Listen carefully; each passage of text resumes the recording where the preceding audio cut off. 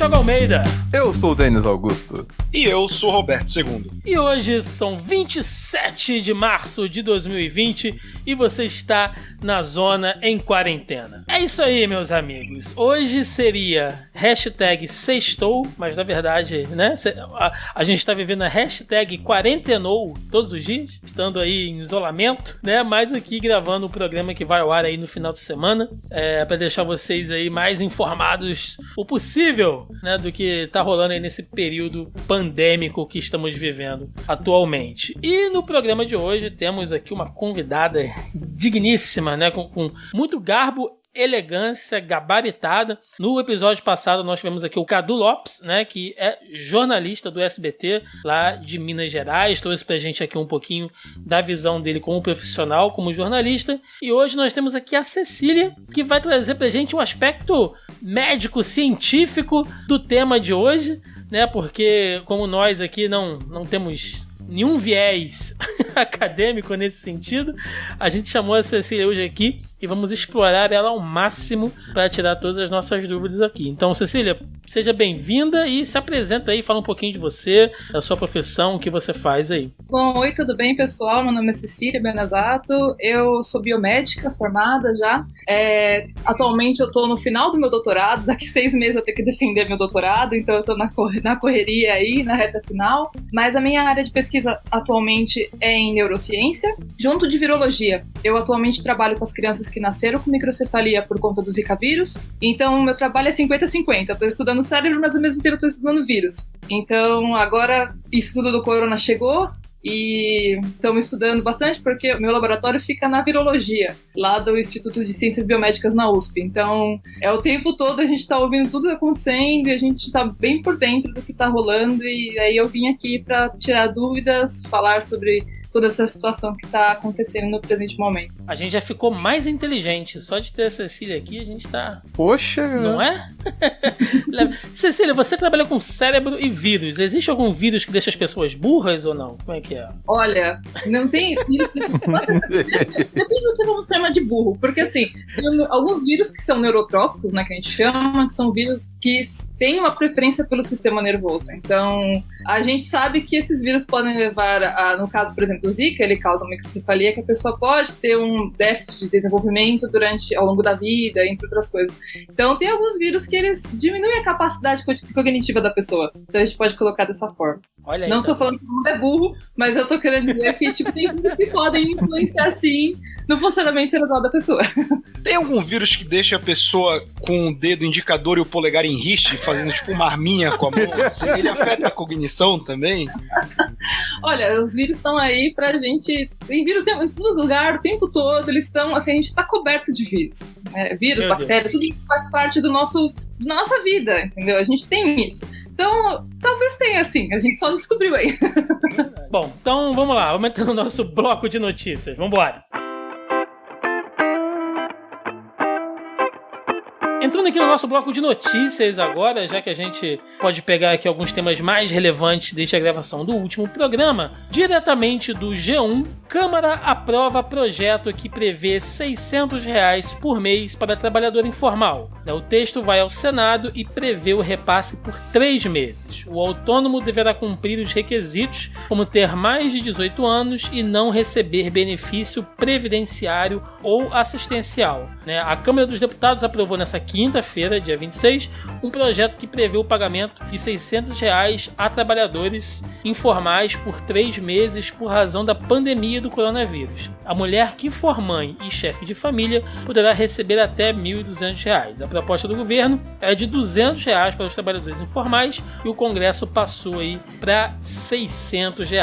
É lógico que tem uma série de requisitos aqui de quem pode receber, esse valor aumentado, né? Como a gente citou aqui o caso da mãe, que também é chefe de família. Então, para saber quem pode receber direitinho, vai ter o link aí na postagem, lembrando mais uma vez que todas as notícias, todos os fatos que a gente cita aqui no programa, tem link aí no post, então a gente não fala nada aqui de achismo, né? Mas vai ter tudo explicadinho aí. É um alento, né, gente? Pra quem tá tão preocupado, pra quem faz a diferença, assim, é um respiro, né? Pelo menos pro cara pagar um aluguel, comprar alguma coisa de necessidade. É emergencial, né, cara? Assim, eu não vou me estender tanto, mas para pensar, esse recurso vai ficar pelos próximos 4 meses, né? Engraçado, vai ficar pelos 4 meses e a galera já quer cortar a quarentena nessa semana. Eu acho que tem algum tipo de incoerência aí, né? Então, existe muita incoerência, primeiro porque o Bolsonaro não queria liberar nada, aí depois falou-se em R$200, que, pô, pelo amor de Deus, né? Palhaçada. Esse projeto que veio dos partidos de esquerda, mais encabeçado pelo PSOL, começou a ganhar força, até partidos não de esquerda, e agora o Bolsonaro brada aos 4 ventos como se fosse uma decisão dele pro Brasil não quebrar. Isso é importante lembrar, isso não é um partido do governo, isso é um partido da oposição, e é uma derrota ao governo que queria impor R$200. Assim, o início nem era dinheiro. Aí pensou-se em R$200 uma vez, aí agora passou a R$600 e 1.200 para questões de famílias durante 4 meses. A ideia inicial era um salário mínimo e não teria essa diferenciação, mas a ideia é que expandir isso quanto mais a pandemia. Então não se esqueçam que isso não partiu aí do nosso querido e benevolente presidente, né? Seguindo aqui na nossa linha de notícias, eu separei 2, né, que tem a ver, assim, que se a gente juntar as 2 é uma coisa que a gente pode pensar, e a Cecília pode até trazer uma luz pra gente, especialmente nesse tema, né? Primeiro, uma aqui do R7, né? R7 Notícias. Funerária recebe 32 mortos por insuficiência respiratória em 72 horas, né? Uma funerária de Belo Horizonte recebeu em 72 horas 32 corpos com atestado de óbito indicando quadros de insuficiência respiratória, que é uma das complicações causadas pelo coronavírus. O governo de Minas, no entanto, não confirma nenhuma morte provocada pela Covid-19 no estado até o momento. Já em link da BBC News Brasil, mortes suspeitas acendem alerta sobre o total de vítimas no Brasil. Aí aqui a matéria pega alguns casos, né? Ela cita especificamente aqui o caso do Gabriel Martins, que tinha 26 anos, músico, publicitário, morava no Rio de Janeiro e, segundo a família, ele não tinha problemas de saúde. No último sábado, dia 21, ele morreu em um hospital particular, e na certidão de óbito dele constava que ele teve uma sepse pulmonar, ou seja, uma infecção no pulmão. Cecília, como bem dito aqui, essa questão da insuficiência respiratória, ela é uma dos sintomas, talvez o mais grave, que leva realmente a óbito aí de quem está sofrendo com a doença do Covid, né? 19. É uma complicação, né? Na verdade, não necessariamente todo mundo vai ter, quem teve infecção pelo Covid, mas é uma complicação decorrente de tal. Na verdade, essa notícia me faz pensar em algumas situações que eu tô vendo. O que tá acontecendo é que no Brasil a gente não tem teste para todo mundo, né? E uma vez que você não tem teste para todo mundo, você não tem como afirmar com certeza aquilo que tá acontecendo, né? Aquela pessoa morreu com... tem muita gente morrendo de pneumonia, tem muita gente morrendo por insuficiência respiratória, várias complicações respiratórias que aí entram em 2 linhas de discussão. A primeira linha de discussão é que na época que nós estamos atualmente no país, a gente tem um aumento nos casos de doenças respiratórias. Porém, a gente também tem o Covid que está atuando. Então, ao mesmo tempo, esse aumento pode ser por conta do Covid e por conta da época do ano que a gente está. Então, se eu não tenho o teste disponível para todo mundo, e eles não estão colocando alguns testes em pessoas que não estejam em caso de risco, ou que já...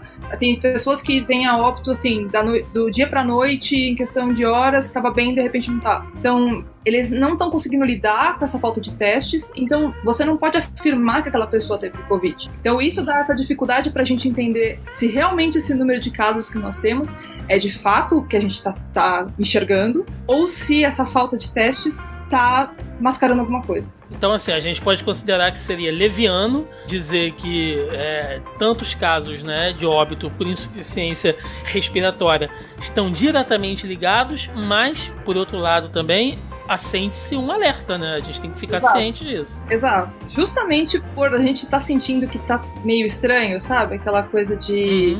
Parece que cada um tá agindo de uma forma, e aí isso deixa a gente meio preocupado, e a gente sabe que não tem teste. Então, a gente sabe que tem diversos laboratórios tentando pegar e ajudar o máximo que pode. Só que a partir do momento que você tem um número de pessoas solicitando muito maior do que aquilo que a gente tem disponível, é difícil. Eu não sei se você tem essa informação, mas quanto tempo leva pro teste que a gente tem aqui no Brasil no momento dar o resultado, se é positivo ou negativo? Eu vou falar laboratorialmente falando, e aí tem a fila de espera. Porque assim, a gente tem laboratórios que são específicos para isso. No Rio de Janeiro estava sendo o laboratório que estava sendo o principal, e aqui em São Paulo a gente também tinha o Aldoflux, que estava sendo também receptor dessas amostras. O problema é, se eu tenho um número muito alto de amostras chegando ao mesmo tempo, eu não consigo dar conta. Normalmente, um PCR, que é o que normalmente eles estão fazendo em tempo real, vai demorar 2 horas, 4 horas no máximo. Só que se eu tenho um número muito alto de amostras, eu não consigo fazer isso nesse tempo, entende? Esse que é o problema. Então tem testes que estão levando até uma semana, até mais para ficar pronto,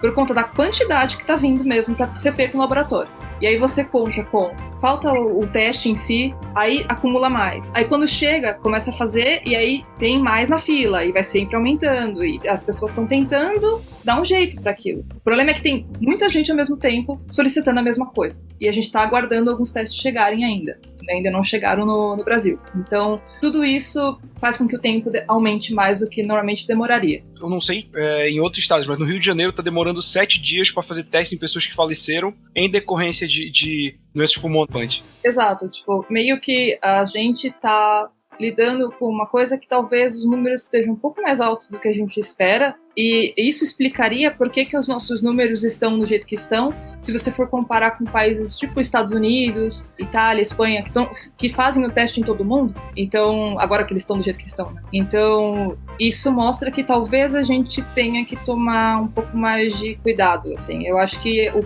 Brasil está começando a se preparar de alguma forma, pelo menos São Paulo está tentando se preparar de alguma forma, estão tentando ter investimentos, não posso dizer o mesmo sobre o governo federal, né, diante de algumas coisas que foram ditas nos últimos dias, mas a gente da saúde está tentando. Eu acho que é isso que a gente pode pôr aqui. Diante daquilo, tudo que a gente tem, a gente está tentando. Nos Estados Unidos também, eles, apesar de ter um número muito absurdo de casos, ainda não é o total dos Estados Unidos, porque eles ainda não conseguiram fazer a negociação de, pelo menos, o exame do coronavírus ser de graça. Então, muita gente que não está indo se testar por conta do valor abusivo da parada.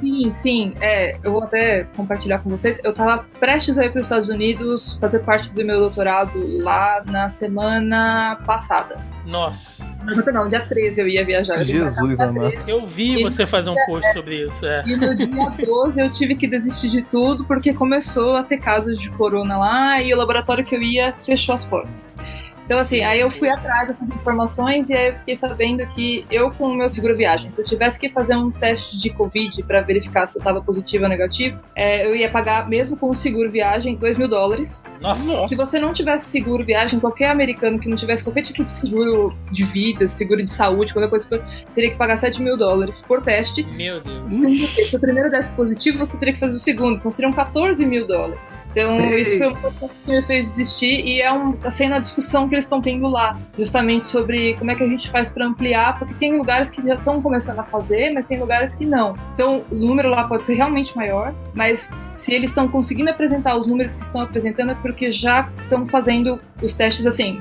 Apareceu com sintoma, vamos fazer. Porque assim eles conseguem ter um controle maior. Que era o que deveria estar acontecendo aqui. Sim, e sobre os Estados Unidos a situação é tão maluca. Puxando outra notícia aqui, cara. Recentemente, ontem ou hoje, morreu Reman Shukur, acho que é assim que se pronuncia, paquistanês, que ele era especialista financeiro do FMI, morava nos Estados Unidos, e ele morreu por conta do coronavírus, e ele era um colunista do New York Times, e a última coluna dele no New York Times era argumentando que a economia deveria vir primeiro do que a saúde.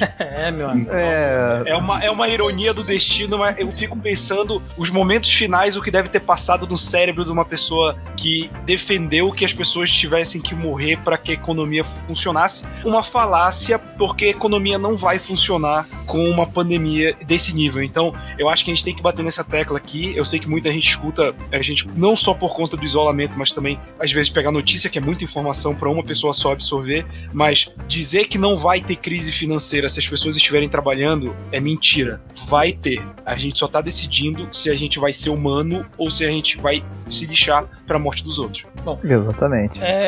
Eu tenho mais uma notícia aqui bem rapidinha, né? Depois eu vou passar pro Roberto, que ele ainda tem 2 tópicos para trazer pra gente, que é uma notícia, ela nem é tão recente, ela é do dia 18, né? Tem um pouco mais de uma semana aí, mas serve como alerta, tá? Segundo o link da Veja, ladrões fingem ser membros de hospital para testar Covid-19 e roubam casas, né? O hospital israelita Albert Einstein, na Zona Sul, São Paulo, emitiu um alerta nessa quarta-feira, dia 18, no caso passado, sobre um golpe que alguns dos pacientes da instituição sofreram nos últimos dias. De acordo com Einstein, criminosos divulgaram na internet um telefone falso para quem procure exames residenciais para o coronavírus. E aí, né, as pessoas recebiam esses malandros em casa e eram assaltadas, assim. Você basicamente abria a porta, literalmente abria a porta pro cara entrar e te roubar, né? Tem um pouco a ver com essa precariedade dos testes que a Cecília bem ilustrou aí pra gente. E abre um outro alerta também, gente. A bandidagem,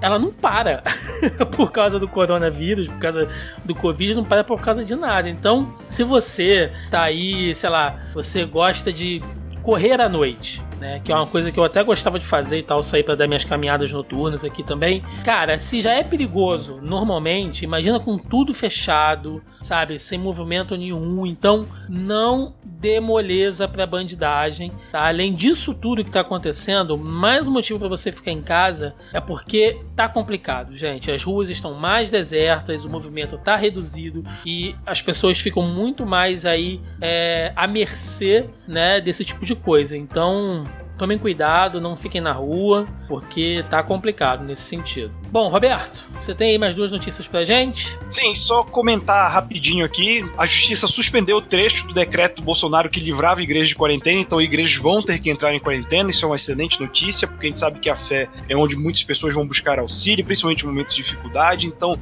fechar as igrejas compulsoriamente é evitar que as pessoas vão para aglomeração. Elas podem ficar chateadas e tudo mais, mas é a melhor decisão.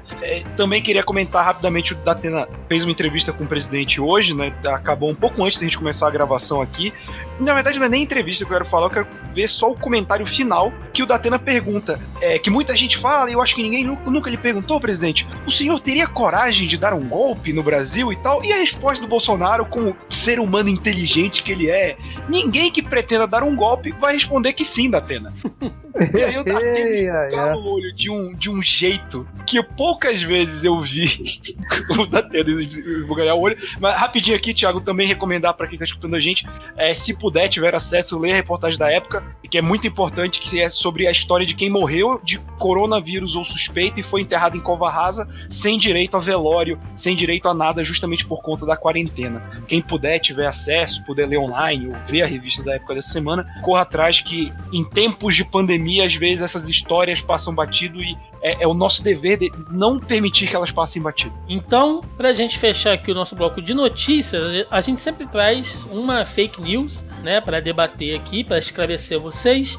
E a fake news de hoje já virou meme, já virou disputa política, enfim. Então vamos esclarecer aqui. Segundo o link do G1, é fake que início do surto de H1N1 no Brasil em 2009 matou mais que o do novo coronavírus. Então acho que a Cecília vai poder explicar até isso melhor. Mas só citando aqui um trecho da matéria, repetindo, vai ter link aí na postagem para quem quiser ver na íntegra, né? Ela diz o seguinte, que a comparação aponta que o surto de gripe suína, como ficou conhecida, deixou 58.178 infectados com mais de 2.000 mortos, né? Quando se refere à situação atual, o quadro usa números de registros contabilizados até 18 de março no Brasil. A questão é que os períodos de tempo não são comparáveis. O primeiro dado é bem próximo ao número total de casos de H1N1 registrados no país em 2009 e 2010 juntos. O número de mortes também, ou seja, quase 2 anos de doença, já que o primeiro caso de H1N1 foi registrado em maio. Além disso, é muito complicado comparar as taxas de letalidade,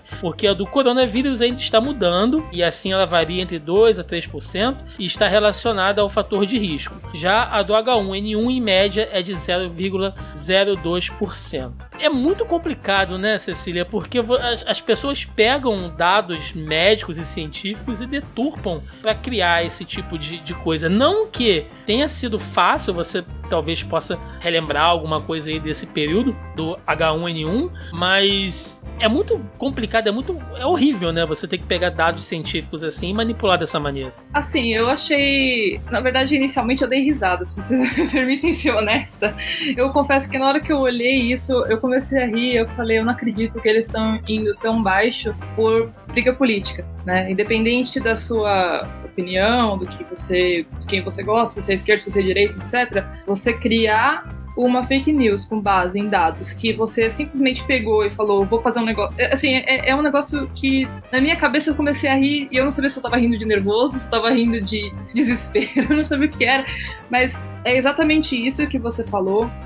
H1N1, essa fake news que saiu foi por conta do período que eles pegaram 2 anos de doença, compararam com uma doença que a gente tem aí, 5 meses que ela começou a aparecer, né? O primeiro caso foi notificado em novembro. Então, assim, é complicado você jogar isso para uma população, e a gente sabe que o Brasil, a gente tem, por mais que a gente tenha acesso à internet e tudo mais, é difícil você esperar que as pessoas tenham acesso a certas informações, seja por conta de língua, seja por conta de conhecimento. Então você jogar isso com essa intenção, sabe, é muito manipulador. Então é triste se você for parar pra pensar, mas, gente, é mentira. H1N1 pega todo mundo, H1N1 vai ter sintoma em todo mundo. Quem tem H1N1 sabe que é um negócio horrível. Tipo, você se sente muito mal, as suas febres são muito altas, enquanto o Covid, às vezes, você nem tem sintoma. Então, sabe, eu não sei, eu sei que eu fiquei bem, assim, eu comecei a olhar e falei, aonde as pessoas chegam por conta de querer espalhar uma notícia falsa? Pra querer prejudicar a imagem de um político que não gosta, ou de uma pessoa que não gosta. A notícia em si já foi, assim, pra mim, um negócio que eu falei, não, para. O povo tá meio sem ter o que pensar, assim, sem ter o que fazer pra prejudicar. Eu não lembro se eu comentei aqui, eu fui com algum colega que tem aquele programa que tá tendo, inclusive recomendo pra vocês assistam, que eles estão colocando no YouTube, o Grande Debate da CNN. Todos os dias eles estão rolando debates lá que são pertinentes a essas questões que a gente está vivendo hoje em dia, que tem aquela menina lá que tá virando famosa por, entre aspas, desmascarar a direita conservadora brasileira, que é a Gabriela Prioli. E essa semana eu tava vendo, assim, eu comentei até com o Cadu, que estava aqui no programa passado, sobre um dos casos que acontecido e tudo mais assim. Ele falou, deixa eu ver. Ele foi buscar no YouTube e o vídeo tinha saído, vamos supor, o programa passa às 10 horas da manhã, o vídeo saiu às 4 da tarde. Ele pegou um vídeo que tinha sido 20 minutos antes, que era o programa do jeito que tava, só que cortado, tirando as partes da Gabriela atacando a direita e colocando vários memes. Ou seja, isso um vídeo de 40 minutos. Ou seja, o cara passou das 10 às 16 horas editando um vídeo de 40 minutos. Então, assim, ele não tá fazendo isso só porque ele gosta do direito. Ele com certeza tá sendo remunerado pra fazer isso, entendeu? Tem esse tipo de... essa questão muito colocar assim... Tem uma indústria por trás disso, né? Tem uma indústria aqui. Não é de graça, entendeu? Então, tipo, deixa ele ficar esperto com isso, que os caras fazem mal feito pra parecer que é meme da galera, mas a característica de se fazer mal feito que caracteriza ela como algo, vamos colocar assim, compartilhável entre as pessoas. Então, eu acho que o problema disso é justamente tem pessoas mais de idade, pessoas que não têm tanto acesso a conteúdos mais intelectuais e tal. Essas pessoas, elas não vão saber diferenciar. Não vão saber olhar pra isso e ter, às vezes, um argumento contra aquilo. Elas provavelmente vão receber aquilo no celular delas, elas vão olhar e falar assim, é isso mesmo, o que você tá falando aqui, se o fulano me passou, é porque é verdade. Então, é muito terrível isso, porque você nunca sabe no que você pode realmente acreditar, sabe? O que a Cecília quer dizer é você ter cuidado com o grupo da família no Zap Zap, tá? É isso que ela tá dizendo. Nossa. É o que mais precisa. Jesus. Entrando aqui no nosso bloco de notícias, acontecimentos esportivos e culturais, né? Eu tenho aqui notícias de 2 celebridades, tá, que são bem relevantes. Primeiro, do Till Lindemann, que é o vocalista do Rammstein, né? Ele está internado na UTI com coronavírus, cara. Eu tô usando aqui um link do Omelete, né, que diz o seguinte, Till Lindemann, vocalista do Rammstein, testou positivo para o novo coronavírus e está internado na UTI de um hospital na Alemanha. Ele se apresentou em Moscou no dia 15 de março, durante a turnê do seu álbum solo, né? E na volta para a Alemanha, o artista sentiu febre alta e foi ao hospital, onde fez o teste e foi colocado em cuidado intensivo. O cantor tem 57 anos de idade e a reportagem diz que ele não corre mais o risco de morte, depois de passar por um período bastante crítico. Então você vê que é um cara que ele tá bem próximo aí Mas, Thiago, já foi desmentido que era corona. Ele entrou com suspeita, mas já foi descartada essa possibilidade. Então, é bom a gente falar sobre isso, que volta naquele assunto que a gente conversou no início aqui da nossa edição, que a Cecília ressaltou. A importância de se fazer o teste. Né? O cara tem grana, ele entrou provavelmente num hospital foda, né? E conseguiu fazer o teste, ver se é, se não é, como cuidar, como tratar. Então, assim, a gente vê que nesse ponto, cara, quem fica à mercê do SUS, e eu não tô criticando o SUS e dizendo que o SUS é ruim, eu tô ressaltando a importância do SUS e como é que fica sobrecarregado, que se você não tem um atendimento pontual, né, fica difícil de poder tratar. Até em questão de saber se segura o cara ali numa UTI, se ocupa um leito com ele ou não, né? Ou se manda pra casa, ou se aplica qualquer outro tipo de tratamento, né? Então é bom realmente a gente saber quando tem esse tipo de confirmação ou não do coronavírus. Fora que às vezes ele tá sem, né, na verdade, né? Às vezes ele ficou do lado de uma pessoa que tinha.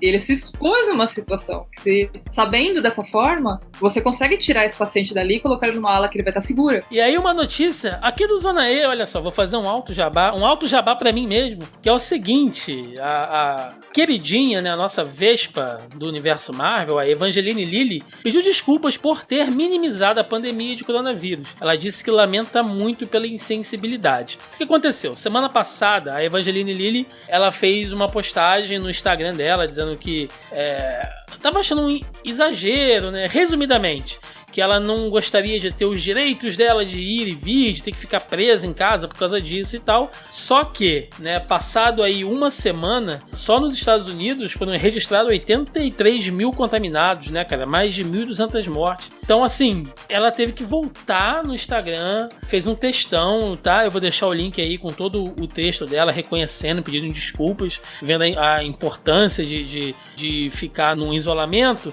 E eu entrei no Instagram dela e eu fui olhar, cara, o que tinha de gente largando o ódio, assim, gratuitamente na postagem dela, tipo... Correto. Não acho, cara. Correto. Correto, Thiago. Olha só. Eu te garanto que a postagem dela falando que era besteira atingiu muito mais gente do que essa desculpa. Mas com certeza. Mas, Roberto, olha só. Mas quando você tem uma figura pública que volta atrás e reconhece e fala, é importante. As pessoas estão escrachando, tipo assim... Ah, cara, mas chapéu de otário é marreta, cara. É que nem o Bolsonaro, cara, que fala merda, depois volta. Eu não vou ficar passando a mão em gente. Ela é uma pessoa adulta que teve acesso à educação e falou merda e tem que sofrer por causa disso, cara. E vai sofrer com ódiozinho de internet? Pô, beleza, ela vai continuar isolada na casa dela com os milhões na conta que ela ganha de Homem-Formiga, de Vespa. Ai, que peninha que eu tô dela, cara. Pelo amor de Deus. Não. A questão, Thiago, rapidinho comentando aqui, é que assim, cara, ela é atriz, ela tem que ter uma assessoria de imprensa, no mínimo, cara, pra ajudar ela. Só, você falou coisa errada aqui, sei que lá, tô assim. Até o Neymar, cara, que a gente critica pra caramba lá, o Roberto critica toda semana porque o Valdemar que faz porcaria pra caramba lá. Tipo, ela falou merda. Ela tem que pagar agora por isso. Mas ninguém disse que não falou merda, cara. A questão não é essa. Ela falou bobagem. Eu acho que a questão é que ela saiu da bolha dela porque ela viu que o negócio tava feio, que podia afetar a ela, entendeu? Acho que a partir do momento que a pessoa percebe que ela pode estar ali naquele meio daquelas pessoas que morreram, aí desculpa o termo, a água bate na bunda, e aí ela percebe, e aí começa a tentar pedir desculpas. Eu concordo que ela falou muita bobagem, também acho que também pedir desculpa é bobagem, mas ao mesmo tempo, que bom que ela reconheceu, porque significa que aí ela vai ficar no mundinho dela fechado e não vai prejudicar outras pessoas. Pelo menos eu enxergo.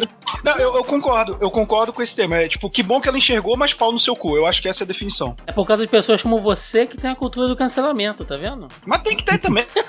Nem eu te cancelaria muito. Você se cancelaria. Sim.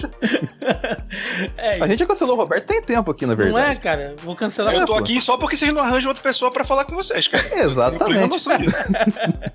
Não é questão de preconceito e tal assim, mas se for no Instagram da Evangeline Lilly, você vai ver que os últimos tempos dela, ela tá tentando, entre aspas, entrar numa jornada do autoconhecimento. E no meio dessa bagunça ela acabou se perdendo e falou isso. Então, cara, ela com certeza não fazia a menor ideia do que ela tava falando, mas falou bosta e tem que ser criticado por isso. Chegando aqui ao nosso bloco de debate do tema deste programa, não poderia ser diferente. Quando a gente gravou na terça-feira, no dia 24, durante a gravação estava rolando o pronunciamento do nosso digníssimo presidente da República, Jair Bolsonaro, diretamente lá do Palácio do Planalto. Pronunciamento aí de um pouco mais de 4 minutos, onde ele falou sobre a questão do final do isolamento, deu ali o ponto de vista dele sobre os sintomas, enfim, né? Foi um pronunciamento que mexeu bastante e a ponto de, em 3 dias, né? Hoje nós estamos aqui na sexta-feira, a gente ter uma previsão de mudança na política de isolamento que começou, né, cujo estopim foi esse pronunciamento aí do presidente. Depois a gente teve essa entrevista dele com o Datena, que o Roberto já citou. Eu quero falar um pouco sobre a live que ele fez também ontem, na quinta-feira, dia 26, onde ele citou algumas coisas e também algumas coisas que ele falou ali durante a saída dele do Planalto, naquele já famigerado cercadinho ali de jornalistas, né? Então tem uma série de falas do presidente aqui pra gente falar. E aí a gente vai jogar agora aqui pra Cecília, ela vai tentar rebater, explicar e esclarecer aí onde for necessário. E eu já quero deixar claro o seguinte: é óbvio e evidente que o nosso posicionamento aqui no podcast é totalmente contra essa política que o governo federal tá estabelecendo aí, né, cara? É totalmente irresponsável, a gente fica aqui, a gente brinca, a gente faz piada, dá alfinetada. Mas nesse momento específico, eu gostaria que a gente focasse só no lado médico, no lado científico, e basicamente é por isso que a nossa convidada está aqui hoje, porque eu tô vendo uma coisa muito triste acontecer, cara, que assim como foi em 2018, e essa coisa de você transformar tudo em time de futebol. Polarização. E aí você entra numa discussão maluca de política e questão moral e ética, não sei o quê, e o que importa realmente, e é esclarecer as pessoas dos dados científicos e médicos, fica por baixo, né? Então todo mundo já sabe que o cara falou um monte de besteira, que o próprio Ministério da Saúde está indo contra o que ele falou. O Mandetta tem hora que vem e tenta passar um pano, tem hora que vai lá e discorda porque não tem como, tem governador rompendo com ele, como foi o governador Caiado lá de Goiás, o Dória tá batendo de frente com ele. Então assim, a gente sabe que os pronunciamentos do Bolsonaro estão sendo infelizes, né? Algumas políticas aí em relação ao isolamento, que é o nosso posicionamento aqui no podcast também. Então acho que não precisa a gente ficar aqui o tempo todo mastigando isso, e vamos focar no que importa, que são os dados médicos aqui. Para ficar mais exemplificado, a gente vai soltar aqui os trechos, tá, que ele falou, e logo em seguida a Cecília entra aí falando e dando o parecer dela. Vamos lá, solta aí. Grande parte dos meios de comunicação foram na contramão. Espalharam exatamente a sensação de pavor, tendo como carro-chefe o anúncio do grande número de vítimas na Itália. Um país com grande número de idosos e com um clima totalmente diferente do nosso. O cenário perfeito, potencializado pela mídia, para que uma verdadeira histeria se espalhasse pelo nosso país. A minha pergunta é, essa questão do clima, até onde isso realmente afeta o vírus, né? O fato de ser quente, de ser frio, se a temperatura ambiente realmente afeta aí esse contágio, enfim. Bom, eu fiz um levantamento sobre essa informação, porque na hora que ele falou, eu realmente, fiquei meio, peraí, vamos dar uma olhada. Então eu levantei, na verdade, 2 informações. A primeira sobre a quantidade de idosos que a gente tem na Itália e no Brasil, e também sobre o clima no Brasil e na Itália. Então, se a gente for falar sobre o número de idosos que a gente tem no Brasil, a gente tem 21% da nossa população são idosos, segundo o último IBGE que saiu. E a Itália tem 23% da população. Então a nossa população não é tão diferente assim quanto da Itália. A diferença é que a gente tem ali eles não estão tão aglomerados quanto na Itália, né? Que tá tudo junto, é um país pequeno, né? Sim. Então é um pouco mais fácil deles acabarem se infectando com corona. Em relação ao clima, a gente tem um clima tropical, nós somos um país tropical, enquanto a Itália tem um clima mais mediterrâneo. Só que o Brasil tem também um clima que é diversificado. Se você for pegar o clima do Amazonas e do Rio Grande do Sul, não tem nada a ver uma coisa com a outra. E se você for comparar com a Itália, é mais ou menos a mesma coisa. Tem clima subtropical na Itália também. Então, o clima ele não é tão diferente de um país para outro. Em relação à temperatura, já se falou que temperaturas altas, temperaturas muito baixas, isso não influencia diretamente com o Covid também. Tanto que teve país que esperou que fosse ter um aumento na temperatura, mas mesmo assim viu que não foi suficiente para o vírus dar uma reduzida na sua infecção e tudo mais. Então, isso que ele falou, eu não sei quem passou essa informação para ele, mas não condiz com o que a gente tem atualmente na literatura. Me preocupa um pouco saber que, na verdade, o cenário é até próximo do que a gente tem em relação à Itália. É bem preocupante, na verdade. Você falou que são 23% lá e 21% aqui, não é? A população brasileira é bem maior que a da Itália, né? Exato. Então, numericamente, a gente tem mais idosos do que na Itália. Sim, só que a nossa distribuição é um pouquinho diferente. Sim. Né? Essa é a diferença de um lugar para outro. Porque lá eles estão muito próximos e aqui a gente tem todo um país do tamanho que é o Brasil. Perfeito. Mesmo aqui no Rio de Janeiro, onde a gente só tem 2 estações, né? Que é verão e inverno, e 40 graus à sombra,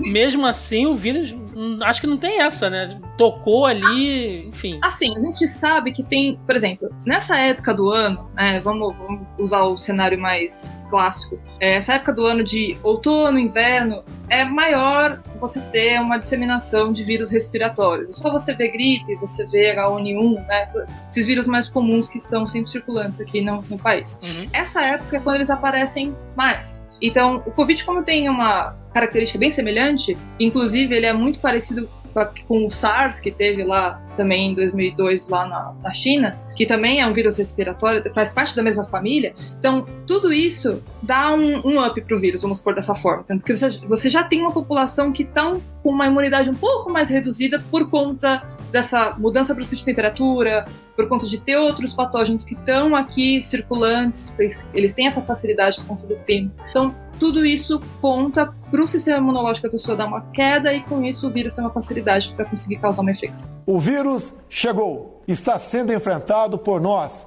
e brevemente passará. Nossa vida tem que continuar. Os empregos devem ser mantidos. O sustento das famílias deve ser preservado. Devemos, sim, voltar à normalidade. A pergunta é, geralmente, qual é o tempo que essa curva faz, né? Que a gente sabe que vem, que a gente estava até brigando por essa questão do achatamento da curva, enfim. Qual é, geralmente, seguindo todas as normas direitinho, Cecília, qual é o tempo pra gente sair realmente desse período de isolamento? No mundo ideal, daria de 4 a 5 meses. Sabendo que em 4, 5 meses as pessoas já se infectaram, as pessoas tiveram a sua imunidade, que já criou uma imunidade contra aquilo, então se aquele vírus estiver ainda circulante, não vai ter muitos casos como teve na primeira vez. Então a gente estima, e a OMS também estima esses meses de 4 a 5 com um período seguro, depois desse período, para ter uma queda não total, mas bem drástica dos casos. De acordo com, desde o primeiro caso que a gente fala, né? 4 a 5 meses depois da quarentena, no caso, né? Não, a partir do primeiro caso que a gente fala. Esse vírus é um vírus que está sendo novo pra gente. Então, normalmente, de 4 a 5 meses a gente sabe que é um período seguro.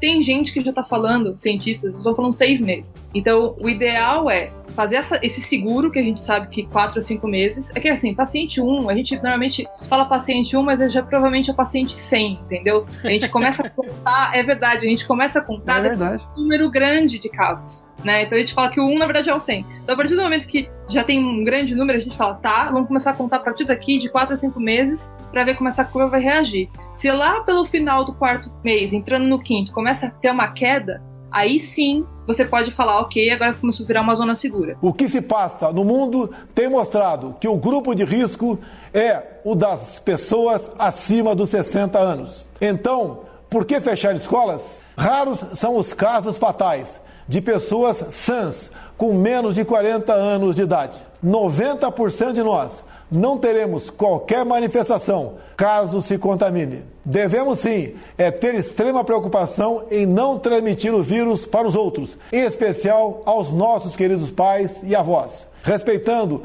as orientações do Ministério da Saúde. Eu queria que você explicasse pra gente que não são só os velhinhos, né, que vão sofrer com isso. Quem é realmente que tá dentro do grupo de risco, além dos idosos, e como que, por exemplo, uma escola aberta, ela tem todo um ciclo, tem todo um ecossistema de pessoas ali, né, que você tem desde alunos, os professores, prestadores de serviço, enfim, de todo mundo que fica disposto a ter uma infecção, né, enfim. Bom, grupo de risco são pessoas acima de 60 anos, mas não somente essas pessoas, qualquer pessoa que tiver imunossuprimida, eu falo pessoas imunossuprimidas como pessoas que passaram por transplante, pessoas que estão passando por quimioterapia e radioterapia, pessoas que são cardiopatas, que a gente tem algum problema de coração, ou elas têm uma hipertensão descontrolada, pessoas que têm diabetes também está descontrolada. Esse grupo todo é um grupo de risco.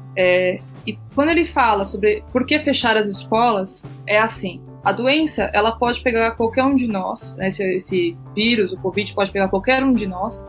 A diferença é que tem pessoas que vão ser assintomáticas, ou seja, elas não vão ter sintoma nenhum, que normalmente são as pessoas mais jovens, e quanto mais velha a pessoa for, maior a probabilidade dela ter algum aparecimento de algum sintoma. Por que ele falou sobre fechar escolas? Por que é grave você falar uma coisa dessa? Vamos supor que você tem uma família, seja de classe alta, que foi, vou dar um exemplo bem por cima, assim, foi para Itália, estava lá e começou os casos e aí voltou para o Brasil. Ela tem uma criança, esse casal tem uma criança, e essa criança está indo para a escola normalmente. Ela continua tendo contato com os pais dessa criança. Então, essa criança ela pode ter pego dos pais alguma coisa que esses pais poderiam ter pego, uma vez que esse vírus ele fica incubado na pessoa por 14 dias ou mais, e às vezes a pessoa não tem sintoma, mas está transmitindo esse vírus. Essa criança vai e ela vai para a escola, fica sentada próximo de outras crianças, brincando com outras crianças, rolando na terra, fazendo tudo que tinha que fazer. A gente tem uma estimativa de que uma pessoa que tenha o Covid é capaz de contaminar de 3 até 4 pessoas. Esse número já foi contestado algumas vezes, já falaram de uma vai para 2, ou de uma vai para 6, tem esses cenários. E aí, uma outra criança de uma outra família aleatória foi lá, brincou com essa criança e pegou esse Covid. E aí, essa criança não tem com quem ficar depois da escola, e ela vai ficar com os avós. Então você pegou uma criança que teve contato com o Covid e colocou com um grupo de risco. Mas não tem problema, porque ela não tá com nenhum sintoma, essa criança, ela não tem Covid, não tá... Então, essas pessoas são assintomáticas, como é que você vai me dizer que essa criança realmente não transmitiu algo para essa pessoa de idade, que é um grupo de risco? Então, esse é o problema de você... Não só isso, eu tô falando esse exemplo que é o mais, assim... Mas tem as pessoas que trabalham na escola, tem professores que já têm idade, tem diretores, tem o pessoal da limpeza, tem todo mundo.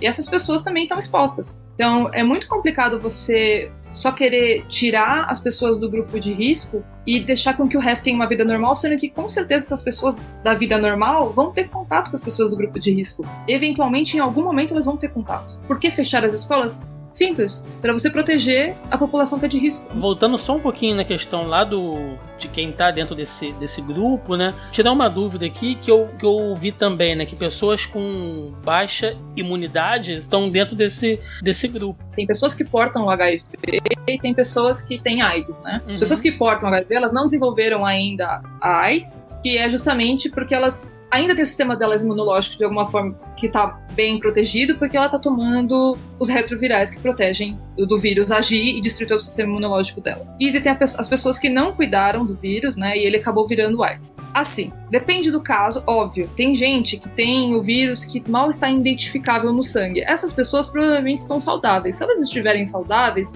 o risco delas pegarem é menor que uma pessoa que já está com a AIDS bem estabelecida. A real é, qualquer pessoa quem tem imunidade baixa é o imunossuprimido. Qualquer pessoa que... Até uma grávida é problemático. Porque uma grávida, ela tem o sistema imunológico dela suprimido. Ela tá com o sistema imunológico dela baixo. Então, qualquer pessoa nessa condição é problemático. Eu ia te perguntar justamente isso, porque eu tenho uma amiga que trabalha numa clínica e ela falou que eles estão tentando, assim, segurar o máximo possível os partos via cesárea, porque apesar, né, de ser um procedimento considerado simples, ainda é um procedimento cirúrgico e muitas mulheres demoram um pouco a se adaptar, né? Tem a questão ali da cicatrização e tal, enfim. E exige muito, né, desse sistema imunológico e elas ficam bem mais aí suscetíveis, né, a essa contaminação. Se a gente pegar idosos mais pessoas com todas essas questões que você falou, daqueles 20 e poucos % que eram só os idosos na nossa população, a gente, né, expande assim exponencialmente as pessoas.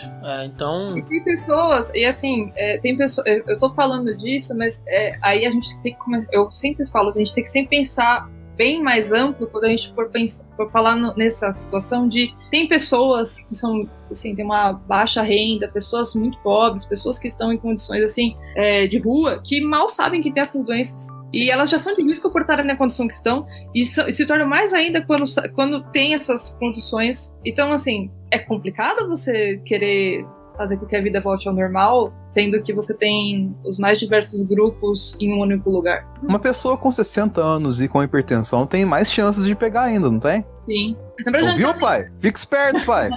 Não é que ela tem mais bosta, chance de pegar, mas ela tem mais chance de ter complicações, caso ele tenha, né? Então, o tratamento é um pouco mais invasivo e violento, vamos por dessa forma. Manda pro seu pai ouvir isso aqui. Vou mandar bastante coisa pra ele ouvir.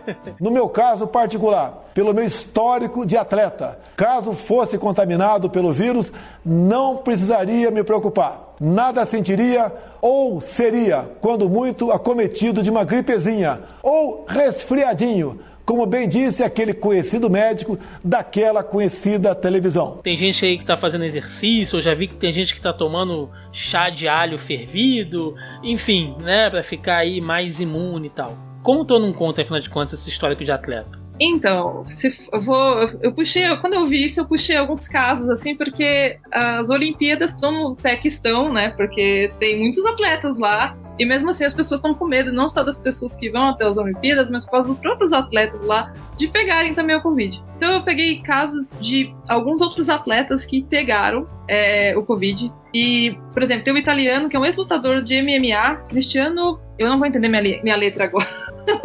Mas enfim, ele tem 42 anos e ele falou que a doença é pior do que o Círculo do Inferno, que é uma referência ao livro do Dante Alighieri. E tem mais um medalhista de ouro de 100 metros de peito nos Jogos Olímpicos de Londres, que é o Cameron Vanderburg. Ele disse que tá vivendo a pior doença da vida dele. Então, assim, os caras são atletas, eles, sabe, eles vivem de ser atletas, né? Eles são pagos pra isso. Então, se eles estão sofrendo desse jeito, não adianta nada você ter histórico de atleta. Basicamente, assim, você ser atleta, o seu sistema imunológico, você sendo atleta ou não, você pode ser mais resistente para caso uma doença apareça, mas se você não tem anticorpos contra aquela doença, não adianta nada. Até agora há pouco eu li um relato do Dybala, que o Roberto vai saber melhor que eu lá, atacante da Juventus lá, ele tá num quadro melhor agora, mas ele falava que era horrível, porque ele tentava tomar o ar e o ar não vinha. Ele tentava puxar o ar e o ar não vinha. Ele ficava na angústia, porque ele ficava sem ar. E o cara tem o quê? Ele não tem nem 25 anos. Um cara assim, igual o Roberto, na sua dieta de miojo, cigarro e cerveja, tá mais suscetível, né? Então, pelo fato de ser fumante, você tem uma predisposição maior, porque o seu pulmão já tá sofrendo de alguma forma. Quanto mais tempo fumante, então, mais seu pulmão tá sofrendo com isso. Queria dizer que o meu miojo é bom pra caralho. Antes de mais nada. Não, mas eu não saí de casa não, cara. Eu tô levando essa parada bem a sério, assim. Mas eles te levam em casa, delivery. Não, então, eu acho que as pessoas ainda estão tipo, você não sai de casa nem pra ir no mercado. Gente, tem aplicativo, você não precisa sair, sabe? Tipo, eu tenho bastante privilégio de morar numa área com bastante acesso de aplicativo e que, tipo, eu não preciso, lógico, você não faz mais mercado no mesmo dia hoje. Todo mercado tá com delay aí de aplicativo de vários dias, porque é muita gente pedindo. Mas, cara, eu não vou sair de casa. Eu fico conversando com meu porteiro e ele fica puto, cara. Que eu vou sair, às vezes, tipo prisão, sabe? Eu saio umas 4h30, 5 horas pra pegar sol. Aí eu fico conversando com meu porteiro e ele falou, cara, os velhos ficam saindo pra rua como se estivesse normal. Eles não estão levando a sério isso. O walking velho, né, que a gente falou. É o walking velho, exatamente. Não, é foda. É filmagem de cocum, né? O FDA americano e o Hospital Albert Einstein, em São Paulo, buscam a comprovação da eficácia da cloroquina no tratamento do Covid-19. Nosso governo tem recebido notícias positivas sobre esse remédio fabricado no Brasil, largamente utilizado no combate à malária, ao lúpus e à artrite. Acredito em Deus, que capacitará cientistas e pesquisadores do Brasil e do mundo na cura dessa doença. Minha pergunta é exatamente sobre esse tipo de medicação, se ele é efetivo, e uma vacina, geralmente nesses casos, se a gente for pensar assim de maneiras realistas, Cecília, quanto tempo a gente levaria para ter uma vacina testada e aprovada para o Covid-19? Bom, a cloroquina, ela é um medicamento contra a malária, mas eles também usam para tratamento de lúpus e também para artrite reumatoide. Então, da onde começou a surgir esse papo da cloroquina? Porque você fala, como é que os caras pensaram num remédio para malária, para lúpus e artrite, para ser usado contra um vírus, né, contra o Covid? Então, na verdade, quando teve o SARS em 2002, um grupo de pesquisadores lá na China mesmo, eles testaram in vitro a cloroquina para ver se era eficaz contra aquela classe de vírus, né, contra aquela família viral, que é da família do Covid, que é o coronavírus. Eles viram que a cloroquina ele atuava como um inibidor das complicações respiratórias dessa doença. Então, o que eles fizeram? Eles viram a literatura, agora em 2020, os chineses novamente foram lá e testaram esse medicamento em combinado com a azitromicina para ver se ele era eficaz de alguma forma contra essa nova variação do coronavírus. Então, o que aconteceu? Quando eles juntaram a cloroquina com a azitromicina, eles viram que tinha um resultado bem satisfatório em relação aos sintomas que a pessoa tinha, também tinha uma melhora no quadro pulmonar. Então, isso mostrou que algumas pessoas, quando tratadas com isso, dava certo. Só que eles testaram com um número de pessoas muito pequeno. Então, o que aconteceu? Todo mundo ficou louco, pegou esse artigo e falou, vamos testar. E aí começou a testar. Como foi um grupo pequeno,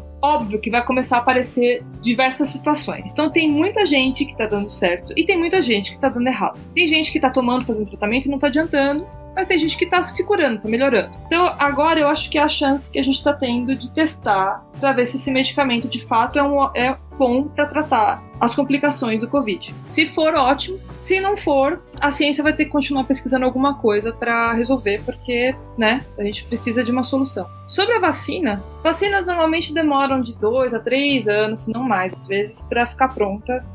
Quando eu digo ficar pronta, quando você faz todos os testes, você faz testes clínicos, você vai testar in vitro, você vai testar no animal, você vai testar numa população pequena, depois você vai passar para a população no geral.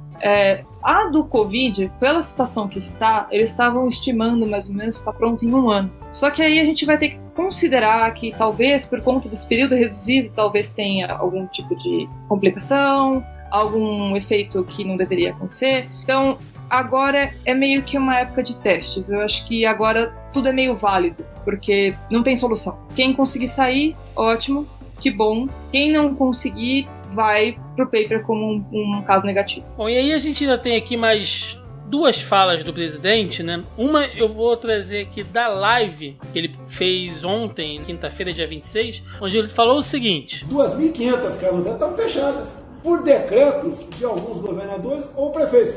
Eu não estou criticando o governador nem prefeito, mas pelo amor de Deus, fechar casa lotérica, pelo amor de Deus, fechar casa lotérica. Inclusive o cara que estava na lotérica tem um vidro blindado, quer dizer, não vai passar o vírus ali. O vidro é blindado, não vai passar. Ele trabalha pro lado de cá. Queria que você explicasse mais uma vez para as pessoas que não tem nada a ver e que o contágio não é assim que funciona. Assim, se todo mundo ficasse trancado dentro de um cubo com vidros blindados, sem furos nenhum para ninguém respirar, provavelmente todo mundo tá seguro. Como esse não é o cenário, bom, quando você vai numa lotérica, você tem que passar o dinheiro por algum lugar, tem um lugar que passa para você conseguir ouvir a pessoa. Então, assim, não adianta nada o vidro ser blindado. O vírus fica em suspensão. O vírus aguenta ficar em suspensão até 6 horas no ar. Isso quando você não deixa em superfície. Ele aguenta, às vezes, até 72 horas numa superfície, às vezes 24 em outras, depende do que onde o vírus para. Então não adianta nada o vidro ser blindado se você tem uma corrente de ar passando por ele. A pessoa vai respirar do mesmo jeito. A pessoa vai se contaminar. Então não adianta nada ser o vidro blindado.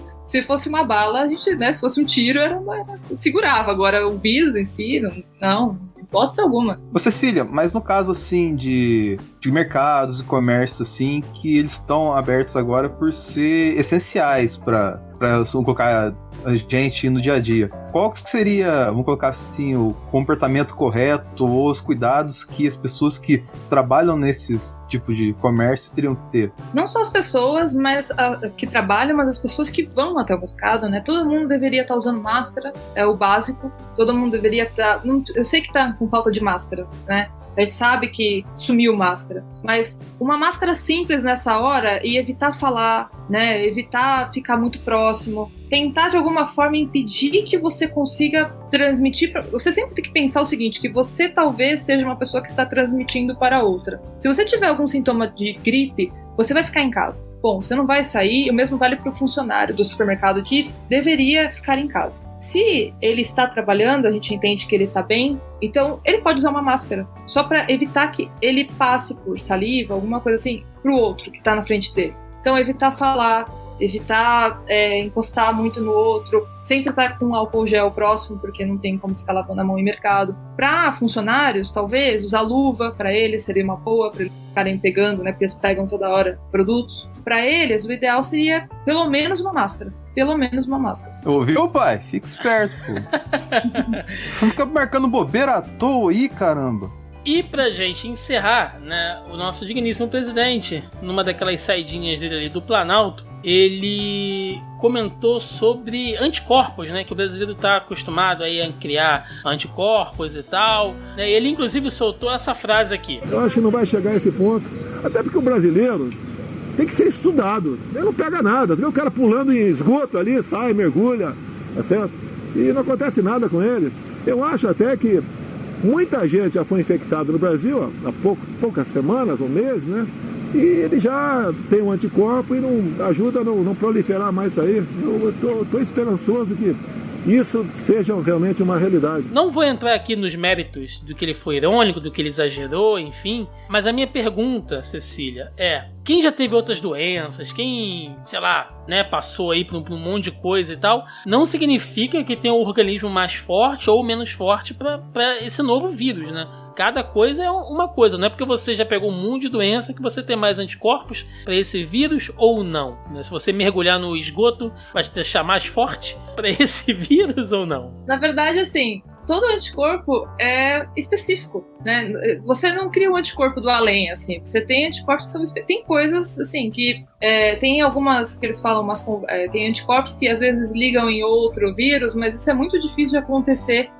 Nesse caso, assim, você tem que ter contato com o vírus, não tem ou com outro patógeno que seja, você tem que ter contato. Porque quando o vírus, no caso, ele tem proteínas na sua membrana, né? Na estrutura do vírus, ele tem proteínas. O teu corpo reconhece as proteínas que estão lá e ele cria um anticorpo daquilo. Se ele nunca entrou em contato com aquilo, ele nunca vai reconhecer aquilo sendo algo, meu Deus, porque eu nunca lidei com isso aqui, o que eu faço? Então, já tive 1 trilhão de doenças, já peguei de tudo, já tive 1000 coisas. Não importa, se você não teve contato com corona, com Covid-19 especificamente, não adianta de nada. Você vai ficar doente. Então, pra gente encerrar nesse nosso bloco aqui do tema, foi bem expositivo aí com a Cecília, Roberto, Denis, vocês têm mais alguma questão aí pra levantar, perguntar, alguma dúvida científica? Da minha parte não, eu queria só agradecer, que eu achei bem esclarecedor esse programa e acho que o público vai gostar também. A brilhante participação de Cecília aqui, que conseguiu falar de uma forma muito mais didática do que se a gente ficasse falando 3 horas aqui, na verdade, né, velho?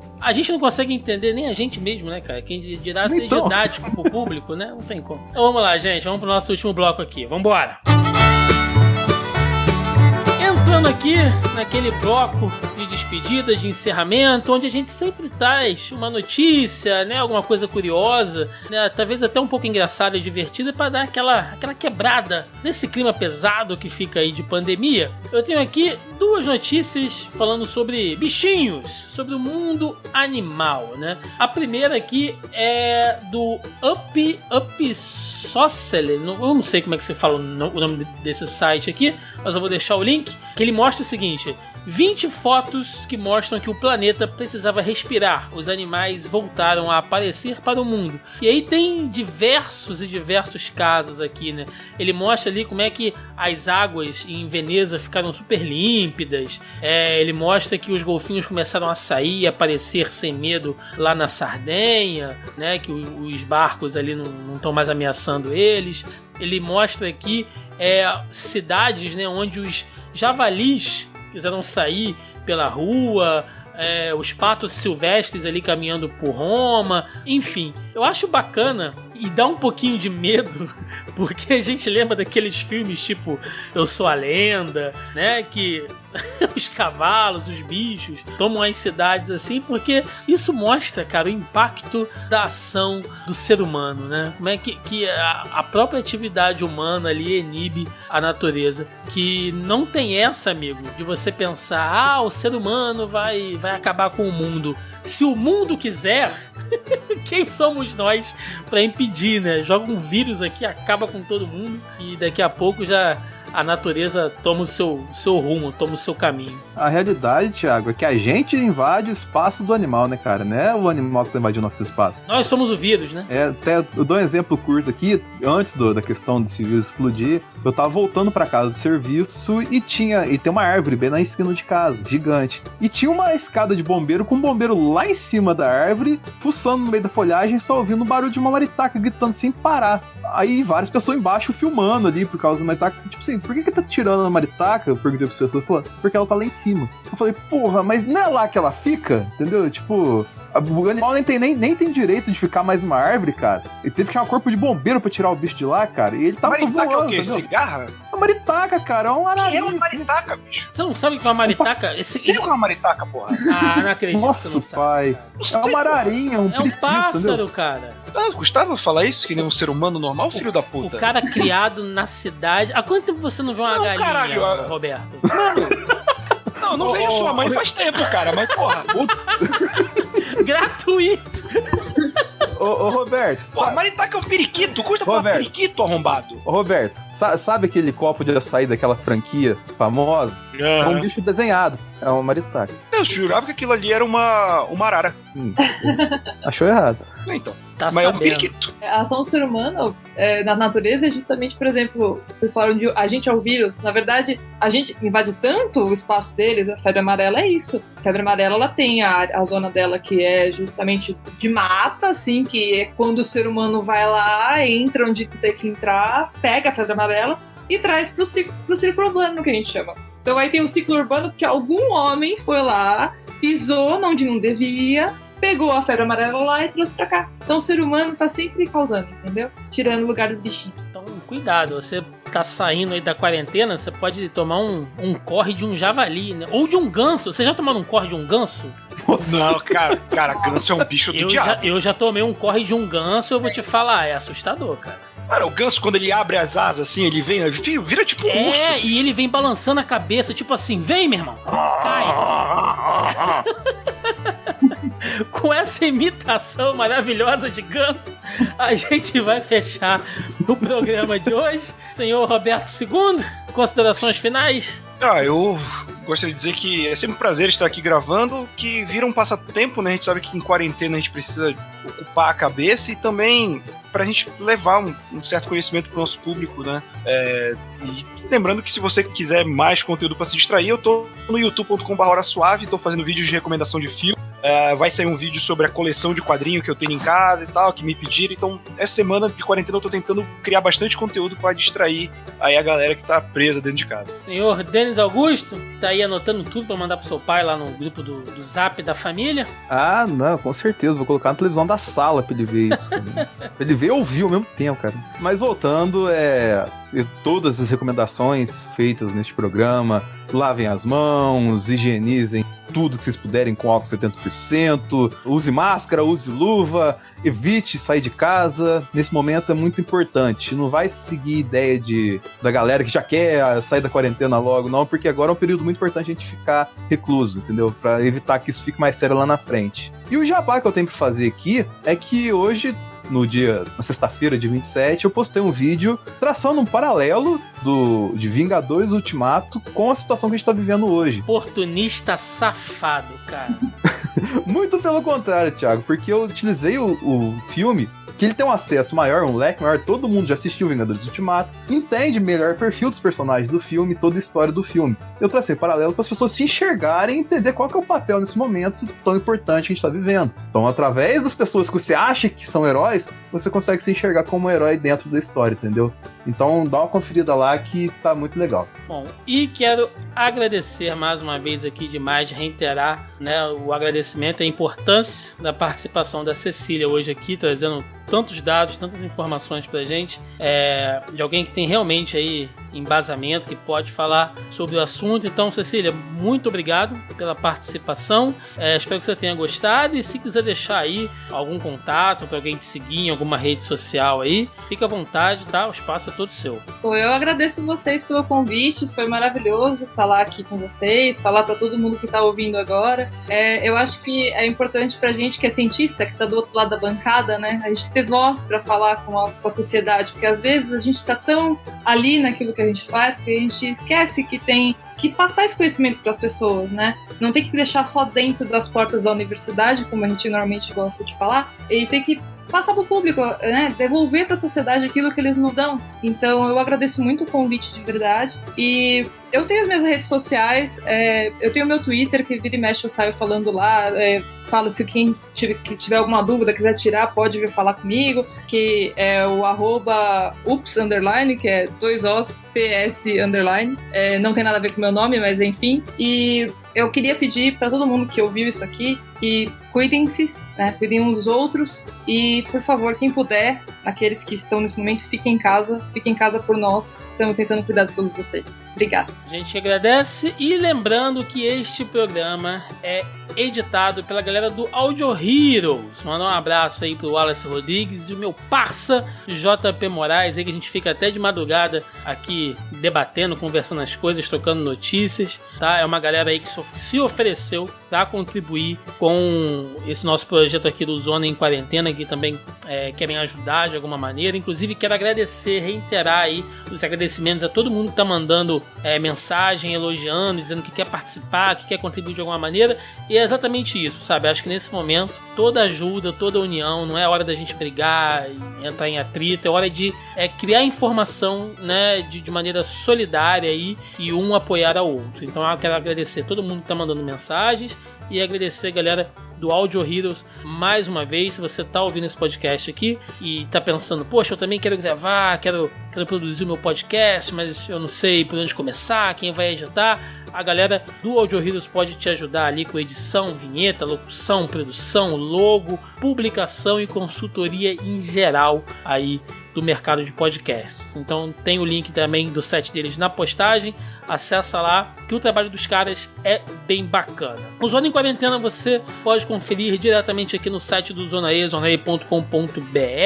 Estamos também no canal do Zona E no YouTube, né? Eu jogo lá com o link para a postagem original, porque repetindo, todos os nossos links do que a gente debate aqui tá na postagem aí para vocês comprovarem em sites verificados.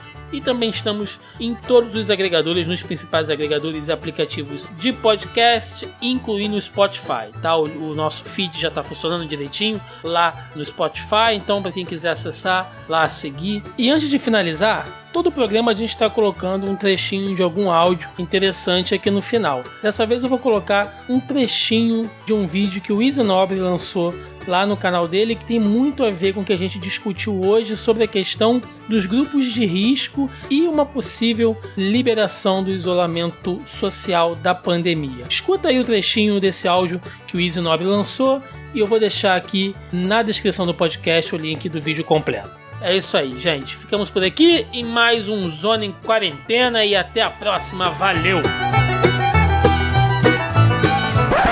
Quando eu tento conversar sobre o assunto no Twitter, compartilhando notícias sobre a parada e tal, vem algumas pessoas claramente ideologicamente alinhadas com o presidente, que repetem suas falas irresponsáveis e estapafúrdias, o que é um testamento de que realmente o que esse imbecil está fazendo está moldando a opinião pública e, o que é mais perigoso, as suas ações. Os caras falam assim, mas Izzy, é só os velhinhos que tem que se preocupar com isso, é só os velhinhos, repetindo o discurso que esse cara deu em rede nacional, né? O que eles não parecem entender é que se todos os velhinhos estão ocupando os leitos de hospitais, ocupando os médicos, as enfermeiras, os laboratórios, UTI, o caralho, ventilador. Mano, o sistema entra em colapso. Aí tu, sei lá, tem um acidente de carro e não tem ninguém pra te socorrer, filho da puta, tu entende isso? Vocês conseguem entender isso? Que o problema, quando a gente fala de coisas como achatar a curva, o problema não é só essas pessoas com comorbidades que vão morrer porque já tem pneumonia, já tem, sei lá, diabetes, já estão sistema imunológico comprometido.